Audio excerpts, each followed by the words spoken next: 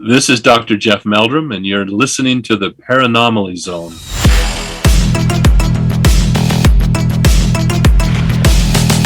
Look, I know the supernatural is something that isn't supposed to happen. It does happen.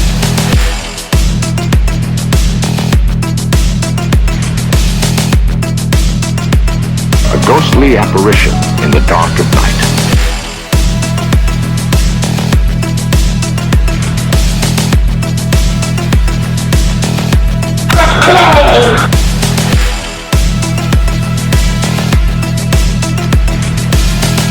Human sacrifice, dogs and cats living together, mass hysteria.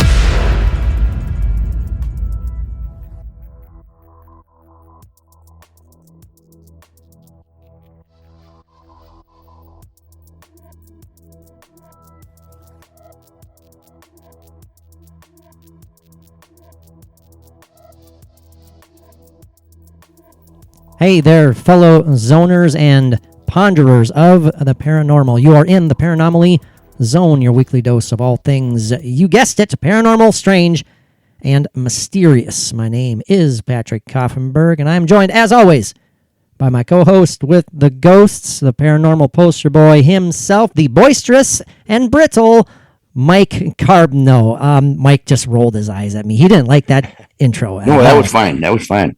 Are you sure? Yeah. I didn't hurt your feelings? Oh, no, not at all. Although I am quite sensitive, more yeah, that's the than thing. usual. That's the thing. Yeah, it's as we mentioned last week when I jokingly text you, at least you have your health. I mean, it was a good joke, but not that day, right? Yeah, that was after what? Was that after I was thrown down the stairs? Yes, it down the was. stairs? Yep, and Mike just had another collision with a dog, and Yeah, my other dog. Man. I mean, Mike is an animal lover, but I'm not sure they love you back. Oh, they love me. It's rough love, tough love. Oh, thank you for changing it to tough love. Rough love sounded a little. Yeah. I didn't like that. No, I don't like that. Yeah. But it is good anyway, to see yes. you, Mike. It is Sunday. Is another Sunday recording excursion. It's Sunday, huh? I can't keep track of days anymore. Yeah, we were going to record last night, but you got kind of hung up, and so you're here on Sunday afternoon. Yeah, it was a lot of cemeteries with no time to record anything.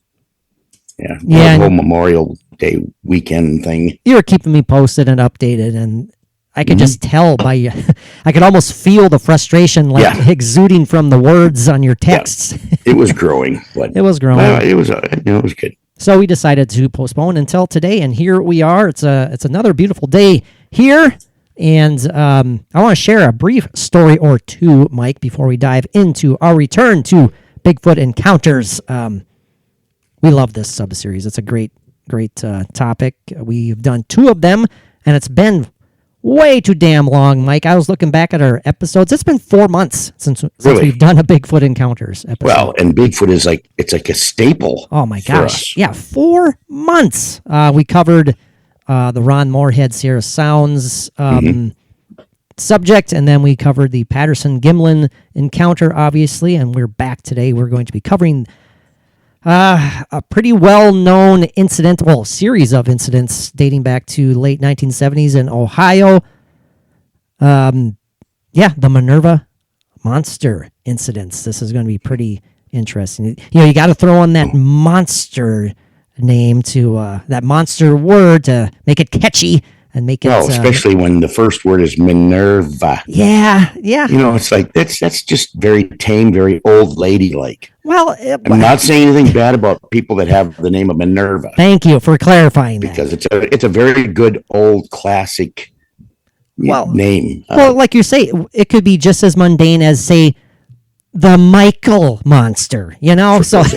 It could be just as mundane as the Carbno incident. It could be anything. So that's very true. But it'll be good. I wanted to share a couple brief stories, though. One of them is kind of related to Bigfoot sightings and Bigfoot encounters. Yesterday, Bridget and I headed up to town. It was about 11 in the morning. We were going to go hit up some sales. Where I did find Mike a very nice souvenir, by the way. And I was excited when you sent me a picture of that. Yeah, it's pretty cool. We'll talk about that briefly. But just, we pulled out of our road here. Beach Haven Road is what we live on. And just right down the corner, Mike, right down off of the intersection of County Road 6 and 87. Bridget was driving, and I was sitting in the passenger seat, and I'm just kind of taking in the scenery. I look to my right, like, holy shit, there's a bear. So there's a bear over there. There's a bear over there. We're like, whoa. I mean, it's not a common sighting at all, Mike, to spot a bear. I mean, yeah, we're in heavily wooded areas. Yeah. We know bears exist. I think the 8 years or so or whatever that I lived there, I think I saw a bear twice. Twice, yeah. And I had to be way out driving in places where... Oh, that's the thing. Yeah, I mean, we're close to a lake here, again, lots of woods. It had to have been a wandering, fairly nomadic bear. Yeah. We didn't see any cubs nearby. We assumed it was a male. But it was really cool, and it's always exciting to see something like that. We got a couple pictures. And just that was a cool picture you sent me. That kind of good-looking bear. It was absolutely healthy black bear. Nope. Yeah.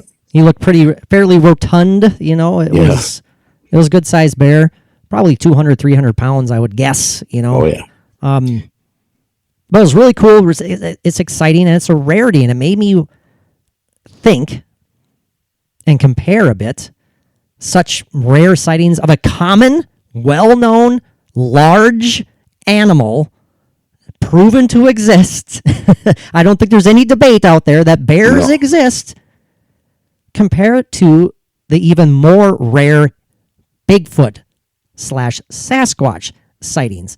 Like, Mike, you said you lived here for 8 years and you had to go for long-ass drives to maybe even spot a bear. Although the first summer that I lived there was that bear that went through the alley in town. Whoa, I think I remember that now. Yeah. And I was sitting out, this was like 2:00 in the morning. I was sitting out with a fire going in the driveway in a fire pit thing, and could hear it. Could hear something going through the alley. I couldn't see it. There's a van. My minivan was between me and the alley, but you could hear like these crunching footsteps in the gravelly dirt, whatever. And then I looked down the alley and I could see this very large, dark black, like a shadow, kind of lumbering off the road into a backyard. And the next day, there were some serious bear tracks through that alley. Hell yeah. So they do come into town once in a while, but the rarity of that is huge. Well, look at Bigfoot. They've come into where houses are and looking in windows and stuff. So that happened. It happened in the Minerva incident, for example. Yeah. That reminded me too. Years and years and years ago, I didn't spot the bear, but right out here, Beach Haven Road here, massive bear tracks on this road. And I can just imagine this large beast just lumbering down the road. It's like, whoa. Well, there's some nice wooded areas around there that they can kind of get around, to places through and that. But we were driving, we pulled over, we got a couple pictures, and we, and it darted back off into the woods, and it was in like kind of the ditch area of a long dirt driveway that's kind of going around another loop that goes around the lake. And then after it darted up into the woods, coming up from the same dirt road was this little elderly couple that obviously did not know that a bear was right there. And we need to go tell them that, they're out enjoying their walk. And so we pulled up to them and, not in a crazy, panicky manner. Oh my God, get out of the way. There's a bear out here. Exactly. Run for your lives. People, you're all stringy and meaty, and they like that. Exactly. Stop, drop, and roll. No, don't do that. No, we did. Throw your tampons at them. They go for that. They go for that. Absolutely. No, we were yes. No, we're very, very calmly, slowly drove up to them and let them know, and they're like going, "Oh, really? Thank you so much." And the man was walking with this really nice, long, like wooden carved staff. He was helping them walk, and And I was like, well, it looks like you can probably defend yourself anyway, sir. And he's like, oh, yeah. And he holds up his cane. Yeah, he holds it up with an arm that looks as decrepit as mine. No. No torn tendons there. He looked pretty stout, but no muscular detachments. but my point is, Mike, I mean, bears exist in fairly healthy numbers throughout the country. Okay. Correct. Sighting them in the wild is not a common thing at all. It's, dare I say, rare. I mean, why is it so difficult to think that a large, intelligent mammal, human-like creature is out there and is even better, even more adept at staying unseen? Exactly. They have that much more, that higher level of intelligence that if they don't want to be seen, they aren't going to be seen. Mm-hmm. Bears, they aren't seen, but they're just rambling, wandering. I mean, they aren't thinking of, I better stay hidden. Well, and the thing is, one thing that I thought of too, Mike, is the moment it dashed up those woods, and we kind of drive around, it's gone. Unless you go running into the woods and trying to find it, I mean, it's like it disappeared. Yeah, it's like the last bear that I did see there. I was heading up to Itasca. It was long after I'd moved away, but saw a bear just as we were driving into, I think it was by Nevis. But anyway, it's like it was there and it saw us, and there was some tall grass or something there, and it was into that and gone. I mean, it was almost, you're lucky that you were able to see it because it's so quick. I mean, it's there, but that's how elusive they can be. Even as something that's just rambling, wandering around. Exactly. I mean, and that's kind of, that's the point that we're getting at here is, all you pseudo skeptics out there, again, I'm going to beat that into the ground. I'm sticking with that term no matter what Dave Schrader says. It's like, why don't you ever see one? Why aren't, wouldn't they see them more often? Well, no, you wouldn't see them if, they're out there more often. Make sure of that. It's frustrating, but I wanted to throw that out there as a little comparison. Yeah, and it always brings me back to the ending of Harry and the Hendersons, where you're just looking into the trees there, and all of a sudden they start popping out where they were, but you couldn't see them until they moved out from where they were hiding from, and where they were so well camouflaged. And it's like all of a sudden there's a bunch of Bigfoot there. No, it's a nice illusion. I mean, it kind of. Yeah, I think that was the point of that last shot. Exactly. Yeah. They're like hiding in plain sight, perhaps. So. But that was neat. That was pretty exciting. And then later on last night, after we decided to postpone the recording, I was like, it's a gorgeous night out, so I'm gonna go head off and do some more vlogging for the Patreon page. And by the way, I lowered the prices on Patreon. You can have full access to everything for a measly $3 a month. We would love to see you guys there. Give it a shot for 1 month. No obligations. Tons and tons and tons of content over there. Already 352 posts, exclusive Patreon posts, all things paranormal. It's pretty darn cool. We're proud of it, and it's just getting better and better. Mike actually did record a vlog of his own the other day, but unfortunately we won't dive into that. It was a process, and it's still not. I just have to, when I do record a vlog, which I have some great planned ones coming up that it's really going to dive into some stuff that long-time listeners would enjoy seeing, and new-time listeners. Absolutely. Anyway. New time. Well, believe it or not, we do get new listeners. It is pretty cool. Yeah. We thank all you guys for checking us out. I just have to do them a little bit shorter because for some reason I can't do a 4-minute vlog and send it to you because it won't go. But I'll get that all figured out. Yeah, I will get that figured out. And, Mike has some great ideas. Great stuff coming. No, it's pretty cool.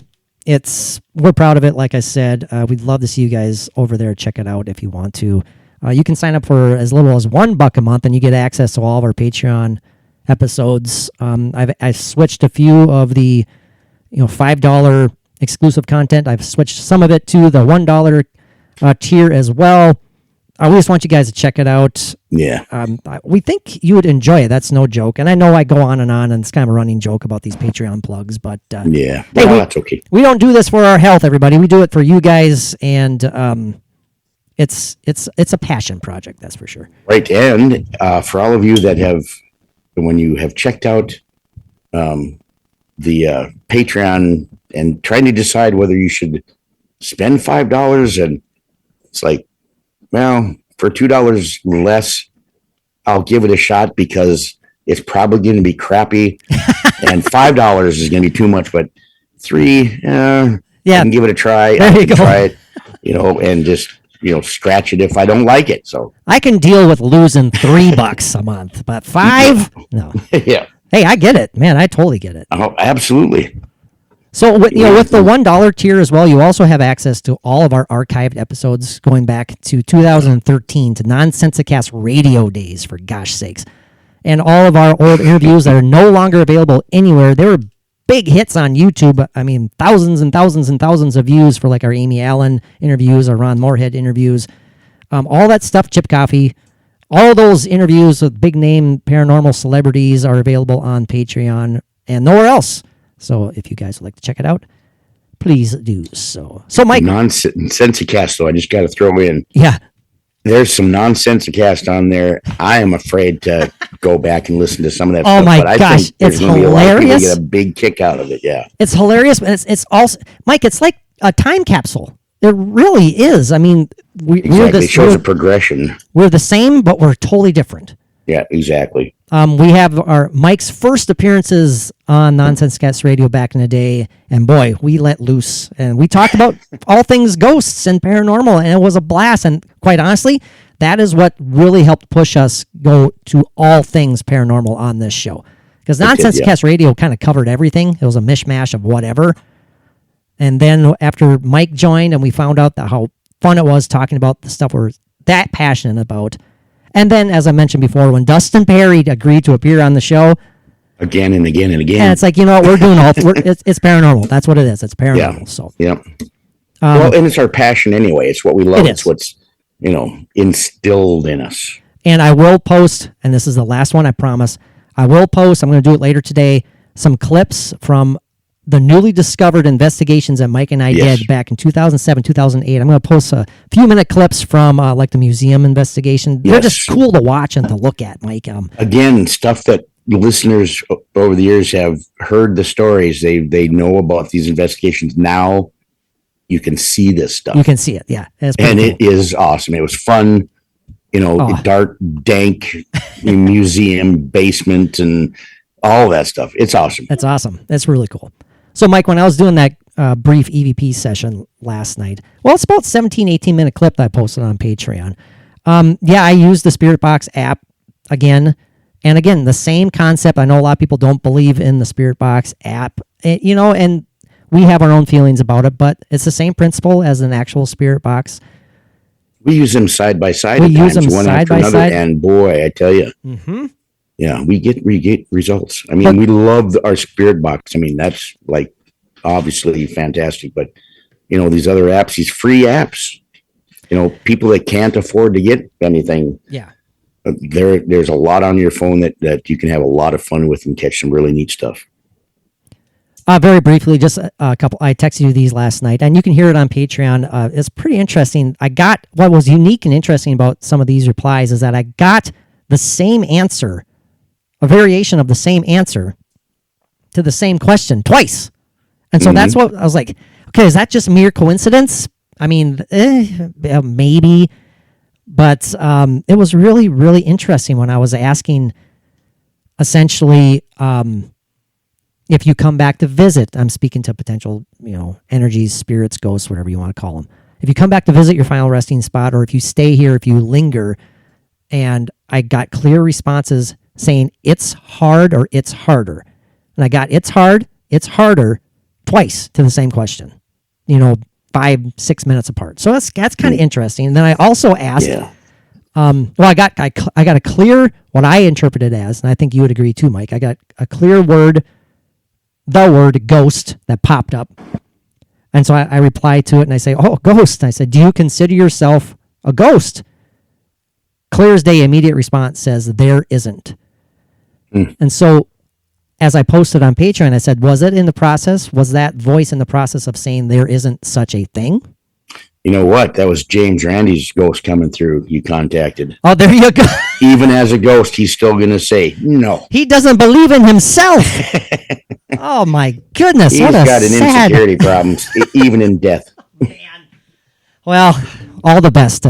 Yes, absolutely. James I mean, without the James Randys, we wouldn't have the fun that we do. I know. All right, Mike. Bigfoot Encounters, the Minerva Yes. monster incidents. Now, you and I are both familiar with this story, these encounters, but sort of in passing. Kind of like Right. where you have that interest in such things as Bigfoot. You're going to come across all these stories. When you take a deep dive into this, it's really intriguing, super intriguing. We also want to make clear that we're not talking about the documentary film that was made, I think, in 2015, 2016, of the same name. It's called The Minerva Monster. We're not talking about that. We're talking about the incidents that this documentary was based upon. Classic Bigfoot sightings, kind of heavily involved the same family who had multiple sightings over a course of months. Should we just dive into the story itself, Mike? It's a great story. I'm ready. Well, I might have mentioned, this takes place in 1978 in Ohio. I think the majority of the sightings took place over the summer, kind of into early fall, perhaps. But what's interesting is that even though these sightings are the best known, when you kind of dive into the backstory of this, it actually goes as far back as 1942. I'm going to take out my professional notes here, Mike. You know how professional I am. Yeah, at Cedar Bog in 1942 was listed as a nature preserve, and coincidentally, or maybe not coincidentally, immediately after that, sightings began to be reported. This goes back to 1942 is what I'm talking about. And then what also kind of shook some of the Ohioans, the San Diegans, San Diegoans, Yeah. the Ohio. It's an Anchorman joke. But it also kind of set them off, and it was at one point, after locals started reporting all these sightings of the classic large ape-like creature. There was a large enclosure, a large metal fence that was actually installed, topped with the classic barbed wire. It was installed all the way around this bog on Woodburn Road, and it was never really clarified as to why this enclosure was put up. But there were rumblings and whisperings that this enclosure is actually put up to keep something in. Right. Instead of keeping others out, it was put up to keep, I'm doing air quotes, something in. So you can imagine kind of the gossip going on around that.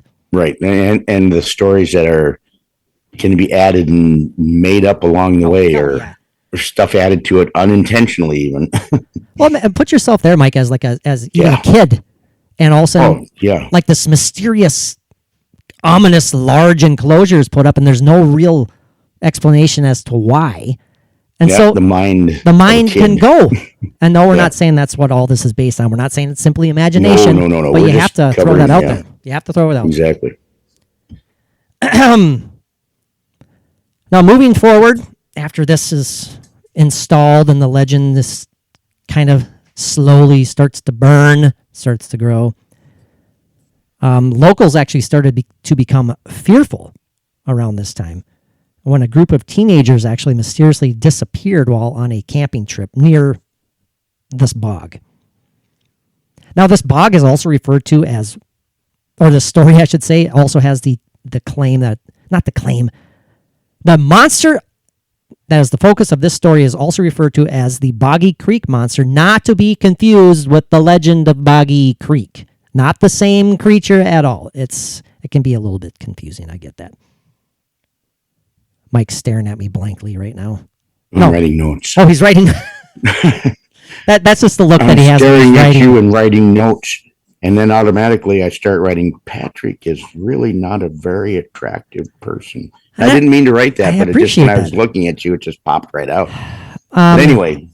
Igor, was that appropriate? No. I didn't think so. No. Mike, I do want you to know though, that with all your pain and suffering that you've been going through, just never forget. I can't. Okay. Yeah. Yeah. So, yeah. Do not forget that, nor ever forget. I got feeling for you. Or that is, as a friend, obviously. Yeah. So just don't forget. As a friend, I wish you could fix my arm. I can't stand not using my arm. Yeah, this is my reaction when I saw Mike's arm the other day. Yeah, it was good. It hangs nicely. And if I sorry to go off on a tangent here. We're so good at this, but Mike's arm debacle. At least it's explained, Mike. Your tendon literally is ripped from your my elbow. Muscle, my bicep, where it attaches at the elbow, it detached totally, and it all coiled up to the top of where my bicep is supposed to be. And my doctor, she's like, "Oh yeah, I can feel that up there. I can feel all those coiled up muscular tissue." So my arm is like a dead weight with a grappling hook on the end, which is my hand, because my hand works. Yep. But the arm, no. Not so much. So if I hang it over something that I got to pick up, just grab it like those quarter machines and then bring it over to that slot and drop it. Mike is a living quarter machine. Yes. Oh, well. Oh, man. So I'm looking at surgery for that. Otherwise, I'm just going to have a dead arm for the rest of my life. No, you're not going to have a dead arm. Unfortunately, yeah, you got to get that taken care of. Yeah. So as legend grew about this creature, Mike, after these teenagers mysteriously disappeared, the locals, of course, attributed this disappearance to the, quote, Boggy Creek monster. This nickname was actually created shortly after the sightings of this creature began near the earlier mentioned Woodburn Road. But, as we said earlier as well, not to be confused with the folk monster of Folk, Arkansas, which was the basis of the legend of Boggy Creek. Which is a great story. The actual story behind that, the folk monster, we did an episode on that. We did. Excellent story. Now, kind of fast forward decades here. As you know, our research, as limited as it may be sometimes, it seems like it kind of, the sightings died down for many, many, many years. Like I said, decades. From the 1940s all the way up to the 1970s here, the late 1970s, which is interesting. It also kind of adds the possibility that these are fairly nomadic. They don't maybe perhaps just hang out. They go from location to location to avoid humans. Which is going to be another way for them to stay more hidden, is to be nomadic and on the move, I would imagine. Yeah. Oh, agreed. Now, just a background quickly here of Minerva. It's a pretty small town, population under 4,000 in Paris Township, Stark County, Ohio. Now, the majority of these sightings revolve around the Cayton family, Cayton.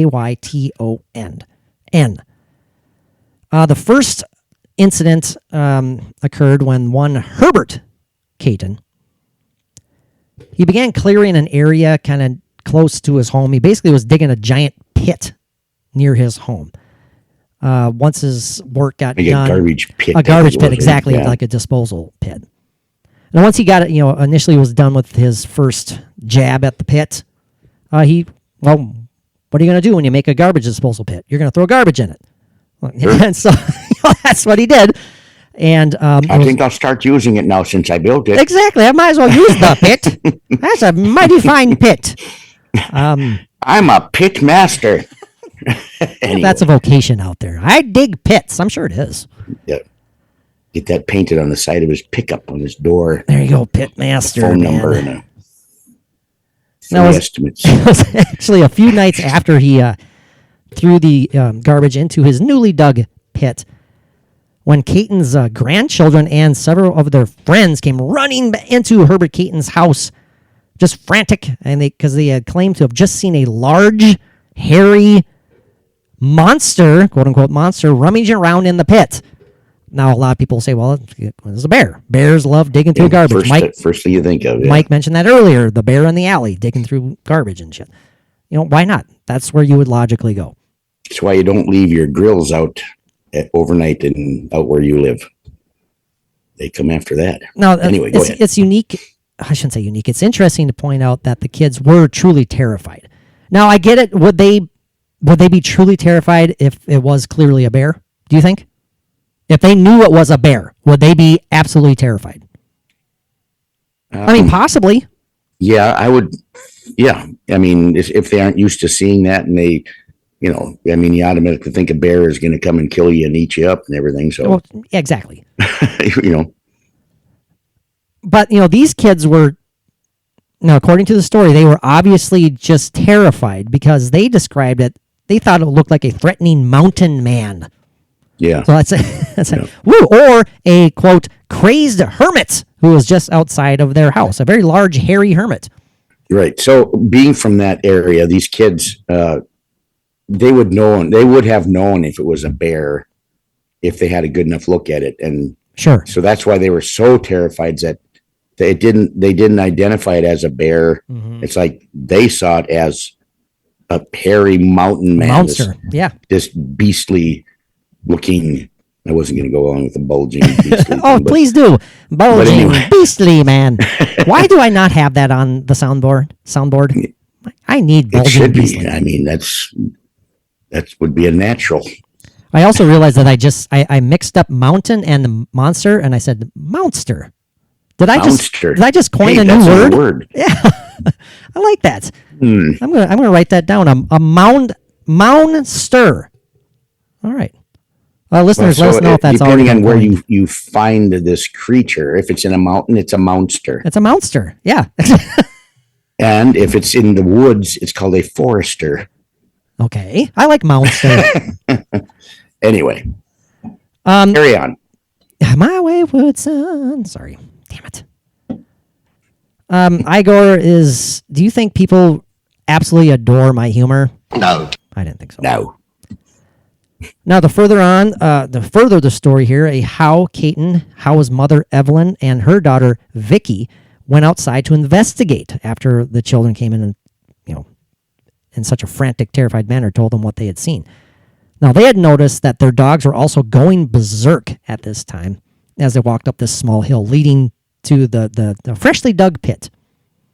And as they got closer to the pit, they saw a large, thickly haired, again, here's the word, monster, which they described as about 7 feet tall, and they estimated it as weighing about 300 pounds.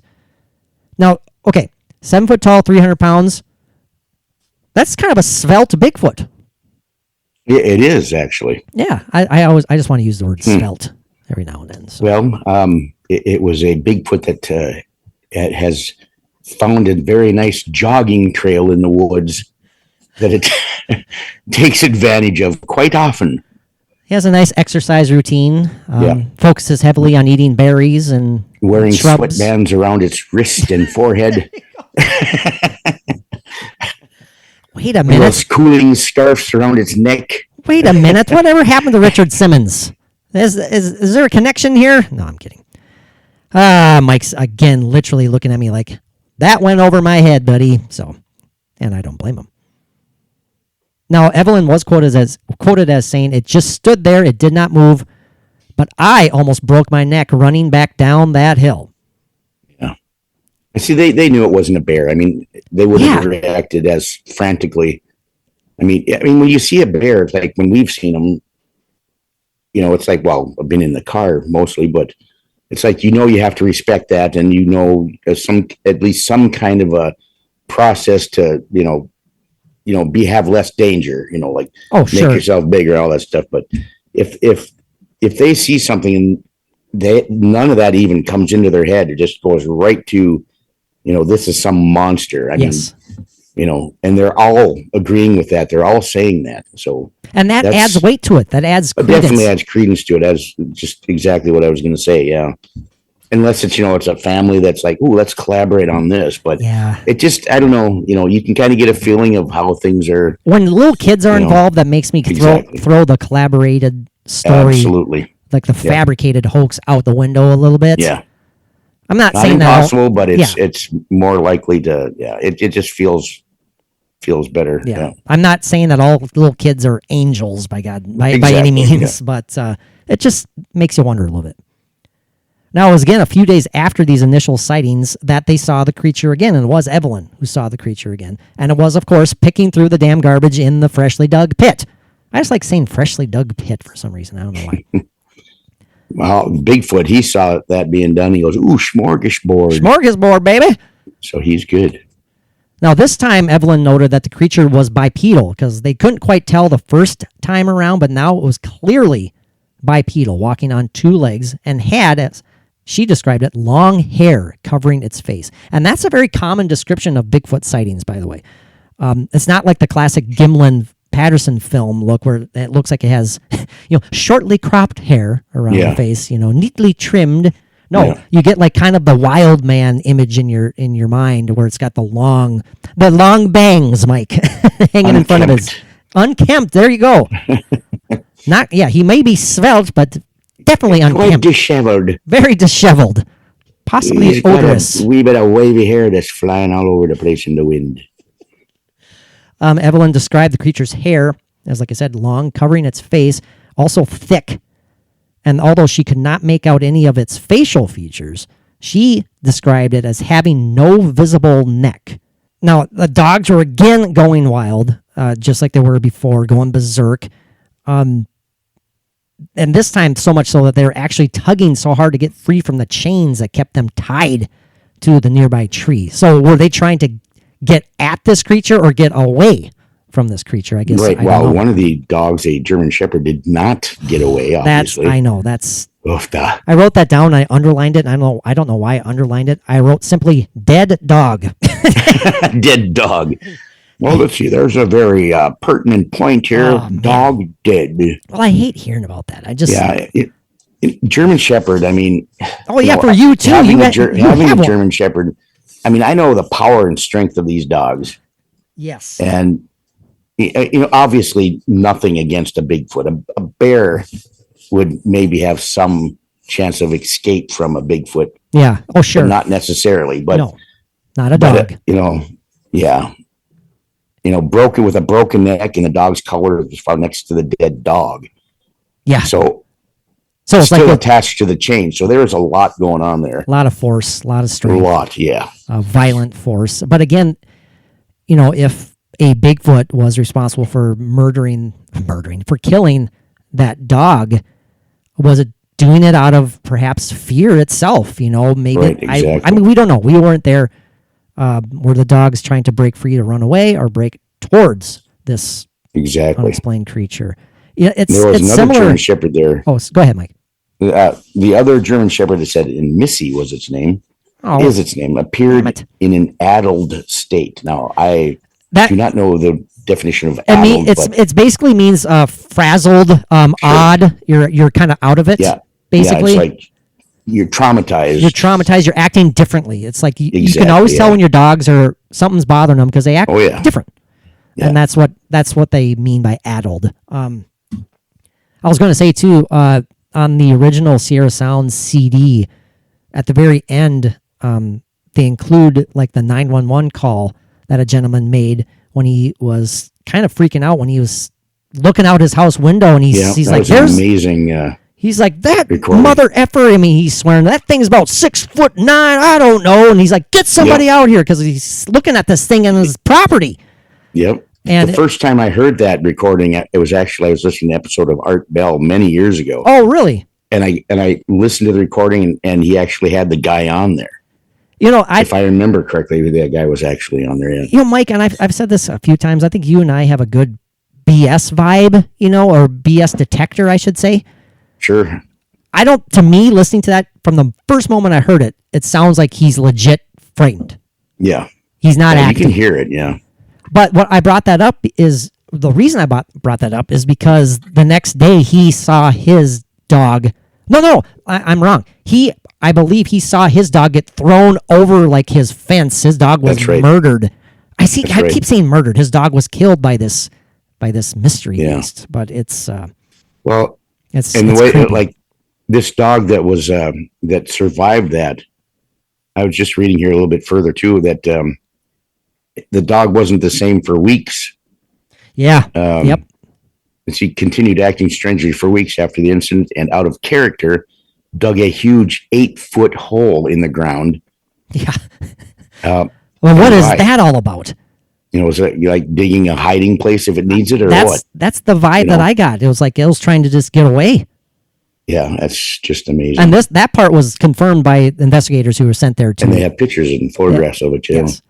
And again, pseudo skeptics will say, well, a dog could dig a hole anytime, or the human could have dug it and blamed it on the dog. Exactly. Yeah. The story does continue though, Mike, with more sightings from friends and still the continued sightings from the Caton family. This went through August 21st of 1981. 1978.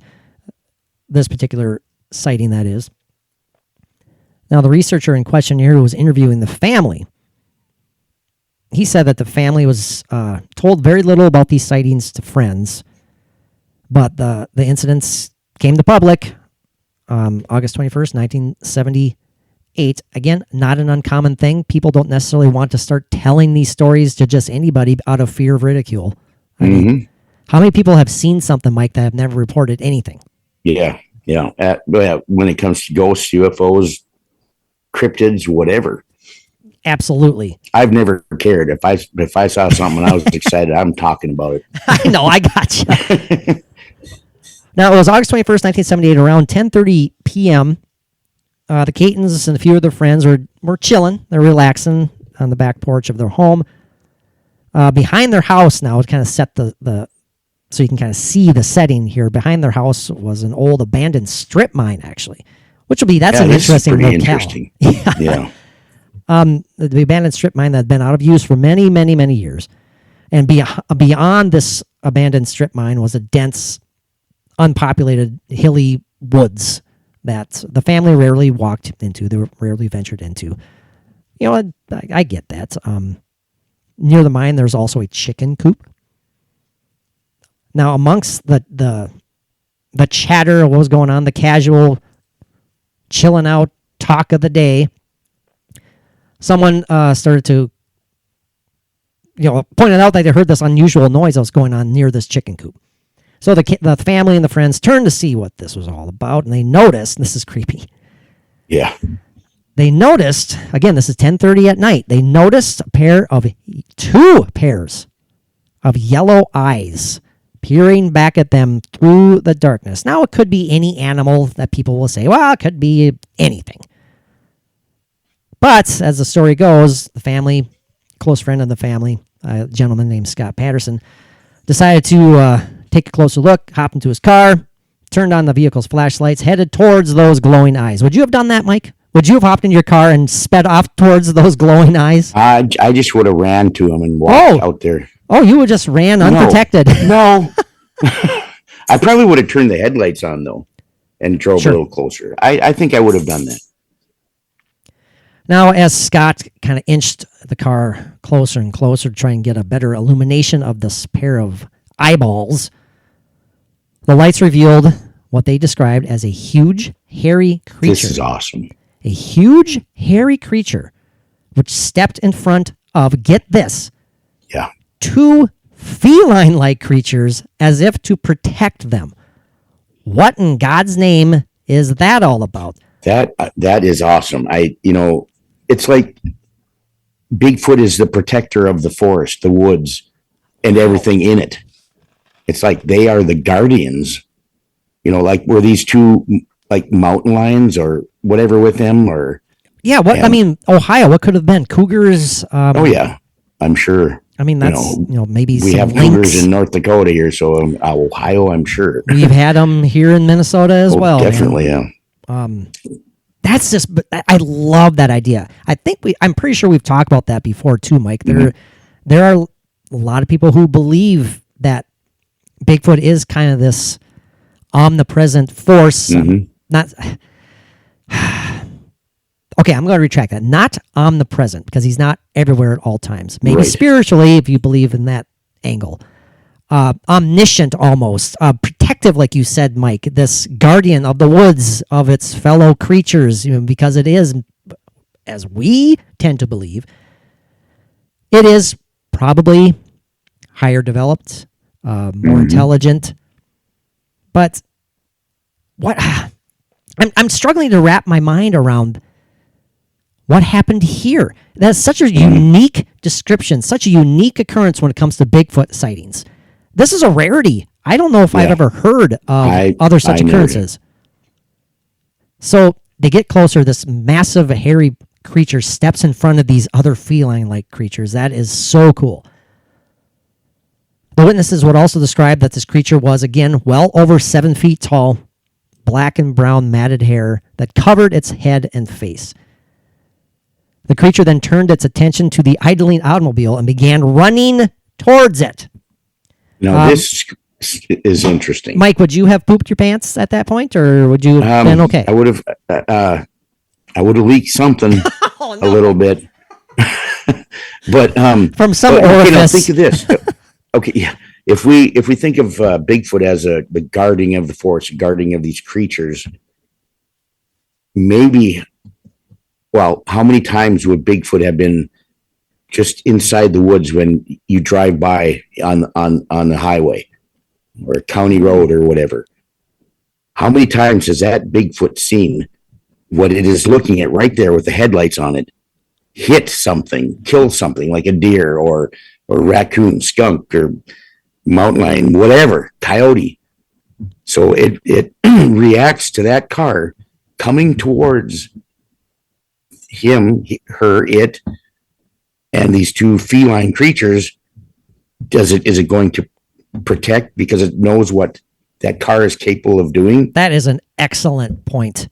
It's like, to this Bigfoot, this creature, cars mean harm. They mean danger. They mean death to its fellow, its fellow forest creatures. I get that was a great point. They've been here since the beginning of time, before we have been here. You've heard people say this before, like bleeding hearts or whatever. Like, we're the ones that are encroaching on them. Yeah. They don't. We're in their territory, and we end up killing how many of them? With these vehicles that we drive. I got you, man. That's And a Bigfoot fantastic knows it. point. That's Has a seen it happen fantastic too many point. times.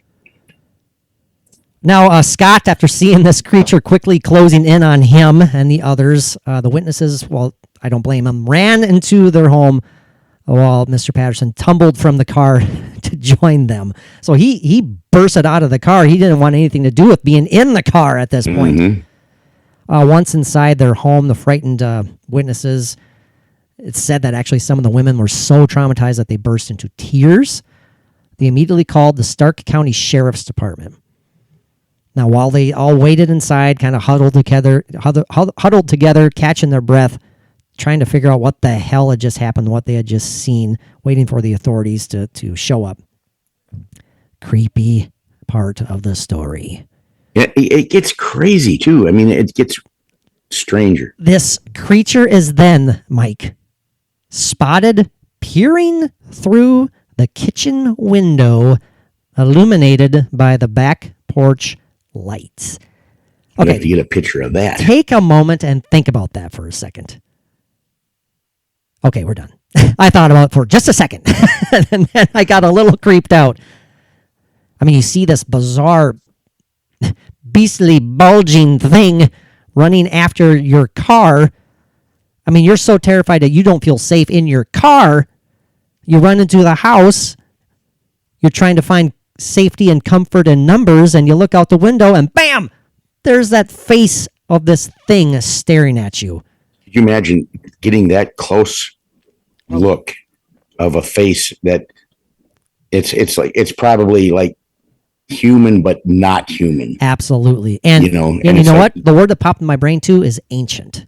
It was like an ancient, almost, Yeah.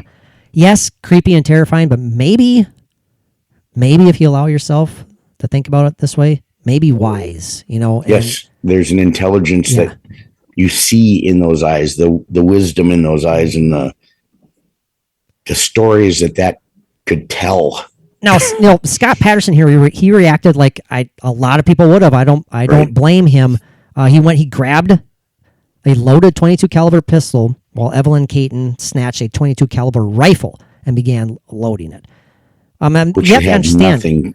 would have no effect on this I know. creature. Nothing. 'Tis a flesh wound, you know, type Yeah. thing. And again, I don't blame them. I mean, they're terrified.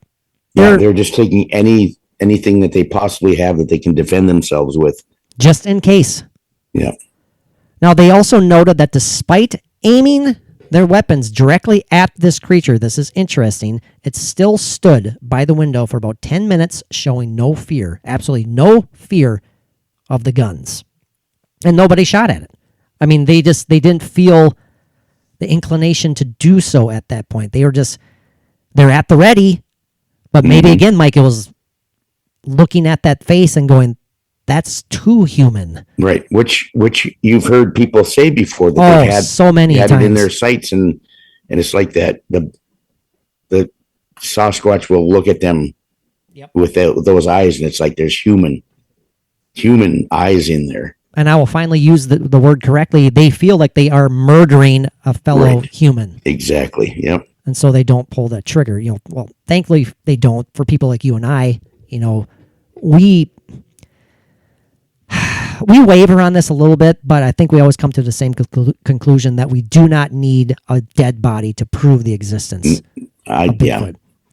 I get that science needs it. I understand that. But if I had that opportunity, Mike, and I'm pretty sure you would be the same as me, I would never pull the trigger if I Oh, absolutely. had it in my sights, ever. I couldn't even pull a trigger if I was looking at a whatever. I wouldn't be even doing it. I mean, and I know you're not being dismissive of me saying that at all. I know you're not Oh, absolutely. doing that. But I say that because at the same time, I'll be thinking of, you know, I've been passionate about this thing that people have called me a nut for believing in for 30 plus years. Yeah. And I have an opportunity to kind of just jab it back at them and say, here, this is it. I still wouldn't do that. You couldn't. Ever. There's not a fraction of that in either one of us to Nope. do that. But the quote after this Please read it, Mike. Yeah. was amazing, I thought. It didn't seem to want to bother anyone. It was just curious. We all felt that it wanted to be friends. Oh, man. So they went from just being terrified to all of a sudden feeling that this thing wanted to be friends. Now, is that okay, I'm going off the wacky deep end here. Is that something telepathic going on, maybe? You know, that's what I was going to say, because, you know, what made them change their mind? You know, was it the fact that it was just standing there watching them for 10 minutes with no fear? Was it something that was kind of imparted to them somehow by this Bigfoot? I like that idea. I buy that. I really do. I do too. I mean, it's something was being communicated there. Something was being communicated, obviously without words, and they totally changed their tone, their outlook, their fear. Yeah. And then after several minutes, it turned away and slowly, silently walked away. It's like, okay, my message has been sent, and I'm done for the evening, basically. Yeah, there's so much beyond just being some cryptid creature to these. It's, Yes. you know, we can't even, you know, fathom it or grasp our minds can't grasp around it, because there's something special going on Yeah. there. And I don't use that word lightly. I really think that there's something truly unique and special about these creatures. I don't even like really necessarily using the term creature, because it almost sounds like, you know, they're below us. being, it's a, you know, A being. whatever. I like that. Now, the Stark County sheriffs were called in to investigate these sightings, and then, of course, this massive manhunt commences for this being. I'm not going to say creature. I don't know why. Just like I said, it bothers me. Deputy Sheriff James Shannon arrived about 15 minutes after the call from the Catons, about 5 minutes after the creature moved away from the kitchen window. Deputy Shannon, who later retired as captain, actually, Mike is eating his arm. What? I'm just holding. Oh, okay. I couldn't tell if you were like kissing your wrist or taking a bite out of it. For too long, the shoulder starts yanking. Man. Anyway, go ahead. Sorry. Deputy Shannon, no, that's fine. He was interviewed. He wasn't interviewed. After interviewing the witnesses who described to him the two cats and the monstrous creature, years later he recalled the incident and he said, this is a quote, they heard something at the window kind of clawing and pawing. From what I remember, I don't think this creature, whatever the hell it was trying to get in as much as it was saying, hey, look at me. Now, this is from the sheriff. If it wanted to get in, I mean, now there's no way. If the sheriff doesn't believe that's possibly a Sasquatch, would he honestly think that a bear would be there and say, hey, look at me. Hey, look at me. Again, I'm not demeaning a bear's intelligence by any means. Man, I'm really defensive today. I'm like, don't listen to anything I say. Sheriff Shannon also noted that the family's terror seemed genuine, and everyone's description of the incident matched perfectly, which is important. I mean, no one is wavering from the story. Everyone is pretty much spot on with what happened. So, Deputy Shannon did not think it was a hoax, not even close to being a hoax. He believed the family and friends had definitely seen something, but, however, he could find no rational explanation for what they had seen. Originally the kids had thought of this as like a wild or a hairy mountain man or a reclusive hermit. What if that is a possibility as well? Unless after, more contact, they had realized that it wasn't something that was more human. Mm-hmm. But, are there cases like this that does happen like that? There are tribes still that are found, and not that long ago, relatively not that long ago, where tribes have been found in places that, they have never been discovered. It's a tribe that's lived since, prehistoric times, the way they are when they're found. Well, they're in spots where, by all logical thinking, there shouldn't be any even remnants of an existing, tribal, group of persons. So why couldn't there have been somebody, like years ago, like I'm done with society, which, people do, but, not necessarily running into the woods and living off the woods and becoming like a creature of the woods, but yeah. You know what I mean? Mike, there's a story. There's it'd be an interesting topic. I'm drawing a blank on the gentleman's name. Well, a lot of people think he's a murderer, so I shouldn't say gentleman. But there's an incident from back in the 70s, I believe, of an ornithologist, a guy who studies birds, and a fellow group of researchers who, I can't remember his name. I wish I could. Anyways, long story short, he was accused of murdering and eating his fellow researchers, but what he originally claimed was that they came across an unknown, unseen, never before seen tribe of cannibalistic people who actually murdered his fellow researchers and not him. And it could have happened, or it could have been a cover story.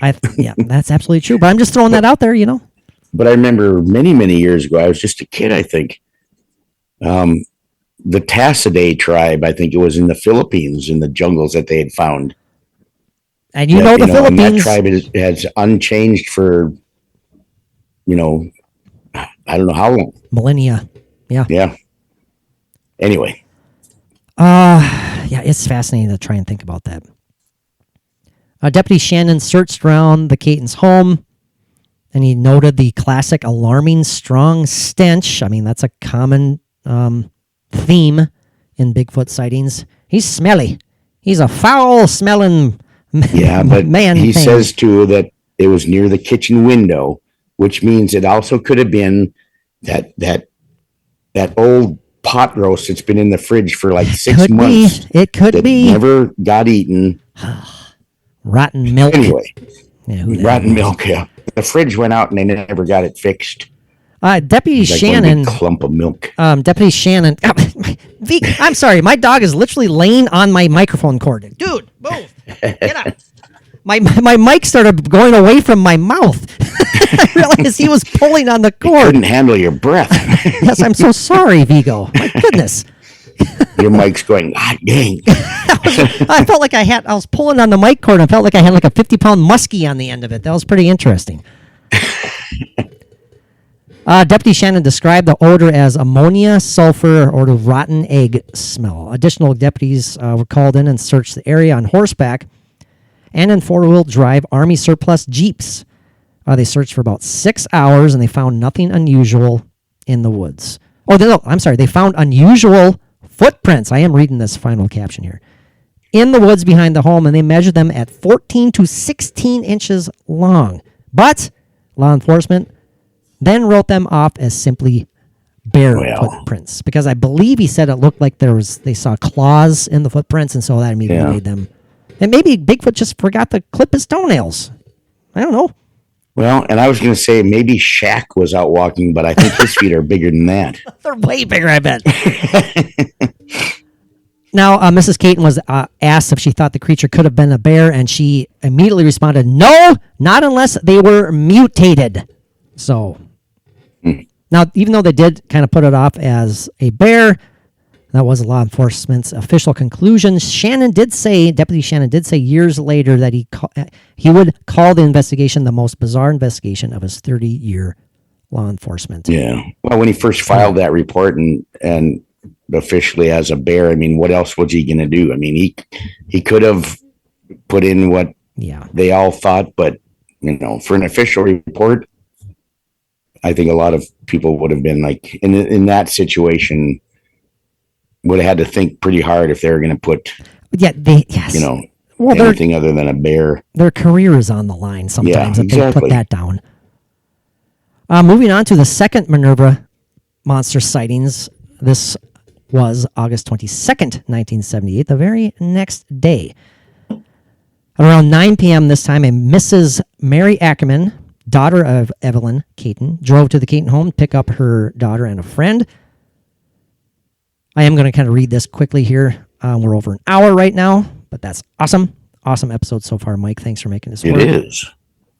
Mary turned into the Caton driveway, and to her surprise, she saw the same creature, what they believed to be the same creature, standing on top of the hill next to the abandoned strip mine behind the home. This time she described the creature, I shouldn't say this time, but Mary Ackerman described the creature as more than 6 feet tall, so that's shorter than the 7-foot tall creature, with what she described as stubby legs and hairy, indistinct features. So Mike was on top of the hill. No, I'm kidding. Mike was on top of the hill.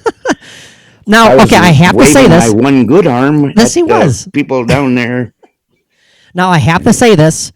Yes. Just to play devil's advocate here, short, hairy, stubby legs makes you think of a bear standing on its hind legs, right? Exactly. And that's what it would look like. I mean, yes, a lot of body and stubby legs. Again, Mike. I'm kidding. What? It's just a dumb joke. I'm just saying that you're describing yourself, and you're not. Okay, got it. Yeah. That's the furthest from the truth. I have rather long, attractive legs. Yes, he does. No, I don't.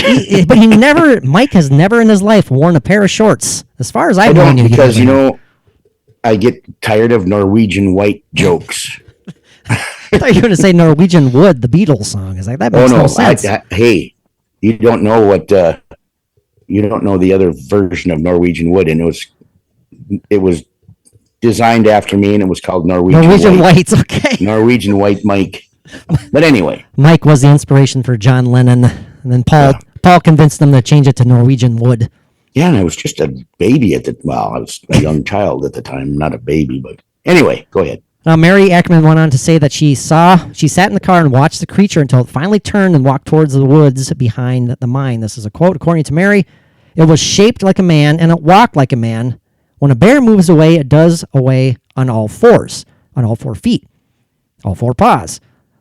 Not necessarily, but this swung up over the edge of the strip mine on 2 legs. She's very clear. Because it would need its front legs for that to be able to do that. So she very clearly, adamantly says this was on 2 legs.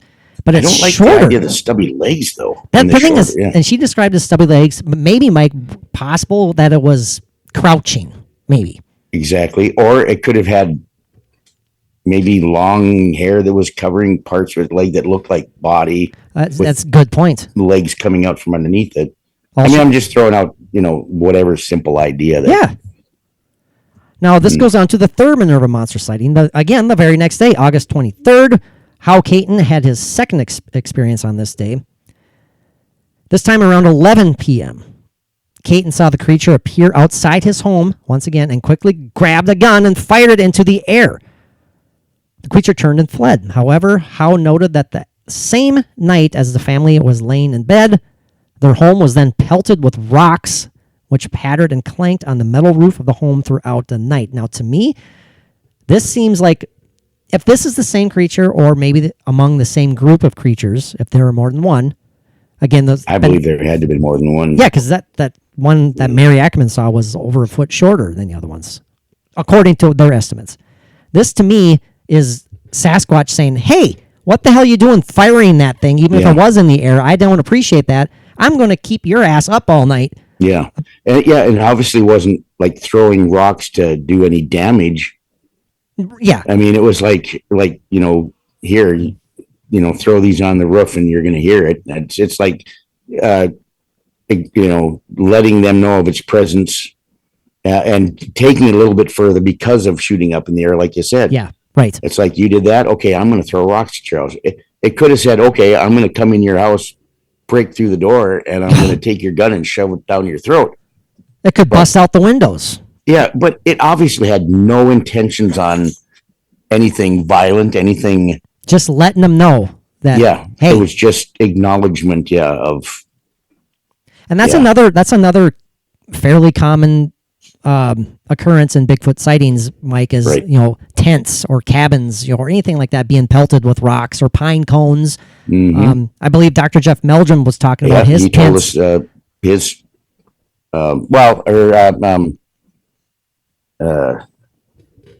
the other interview that we did. The other interview that we did, Mr. Ron Moorhead, What? Ron Moorhead, Expedition Ron Bigfoot. Moorhead, yes. Or, I mean, he described things like that happening during their, oh, sure. The outhouse toilet seat being. Oh, I banged love or that whatever, though. The toilet seat being banged, and that's on audio. It's Yeah, awesome it stuff. makes it kind of laugh, but then you hear it hoop and holler as it's running off. Yeah. Again, just letting them know it's So- like, hey, I'm here. Smack, smack, smack. So at this point, if this was you going through this, or if this is you and I going through this, Yeah. experiencing this, at this point, would we be trying to discuss what possibly is the motive of this? Would we then think, well, maybe let's sit out on the front steps tonight, see if it comes around, I and think have that more of a interaction with it? I think Mike, I know you and I would do something like that, Yeah, but I think we would like to also think we'd have to take precautions. I mean, I would wear a diaper. Yeah, wear a diaper. We'd have to have a very quick escape route somehow, some way. Would we Yeah. would we protect ourselves with a rifle or something? I'm a wimp when I don't like guns, period. yeah, But man, maybe we would have to just because we don't know what we're dealing with. I don't know. yeah. But I think we would sit out on that couch. Hey, maybe we pull a couch out on the porch and just chill. Hey, if it was a couch on the Sally house, that's pretty comfortable. Well, I'm not take going to go that to out the there. Sally house and steal their couch. Can we borrow your couch? We're gonna go monster hunting. It's really comfy. Yeah, Mike literally Well, I did sleep good on sunk, that couch. I think. But sunk anyway, into go that ahead. damn thing, and boy, oh boy, did you keep me up. But that's a whole nother story altogether.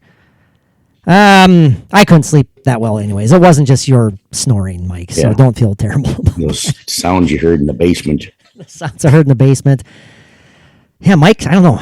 The best way I can describe his gurgling snoring is like the sound of a massive submarine emerging from the ocean Filling up with depths. water. Now, potentially the final Minerva sighting, at least back in 1978. occurred on September 8th now, so a week or two after these original incidents. And this was around 6 p.m. and again involved Mrs. Mary Ackman when she once again saw two ape-like creatures, which would make sense because one, again, 7 foot tall, the other one 6 foot tall. Two ape-like animals moving about near this same strip mine.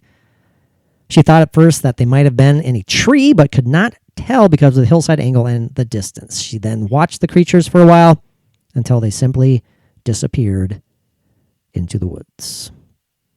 So, I mean, that's there you have it. Those are the initial Minerva monster, air quote, monster incidents that we were focused on tonight. Fascinating.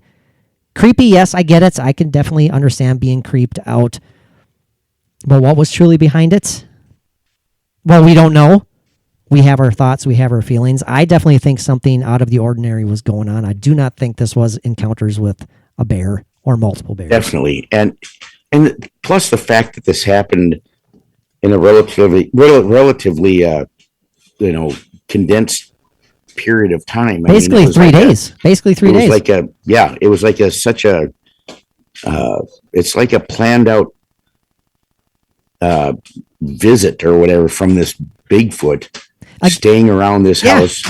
Was it trying to, get a specific message to them? Whatever. And was this solely based on maybe it was a nomadic?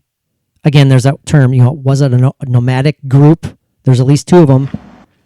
Simply moving through the countryside at that point, and Minerva just happened to be in their way.